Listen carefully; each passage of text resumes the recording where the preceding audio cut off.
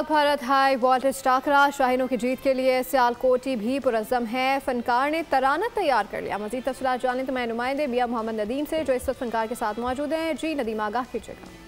जी बिल्कुल, ये पाक भारत मैच की जीत का जो जोश है वो सियालकोटियों में भी सर चढ़ कर बोल रहा है। सियालकोट के फनकार कलीम रजा ने पाकिस्तान की जीत की खुशी में तराना तैयार किया है। आइए इनसे ही सुनते हैं। सब हलाली परचम तैयार है तैयार, सब हलाली परचम तैयार है तैयार, आगा की कप्तानी में कौम है तैयार, शाहीन की ललकार है हारिस की है रफ्तार, साइम का बल्ला है जैसे शेर की हो धार, हसन का जज्बा जैसे ईमान की तलवार, ईमान की तलवार, इब्रार की गेंदों का जादू घूमता हुआ, फहर की गरज है जैसे कोई छक्कों का तूफान, देखना हर सूरत में पाकिस्तान जीतेगा, पाकिस्तान जीतेगा, देखना हर सूरत पाकिस्तान जीतेगा। सियालकोट के फनकार ने बहुत शुक्रिया मोहम्मद नदीम, अपडेट कर रहे थे।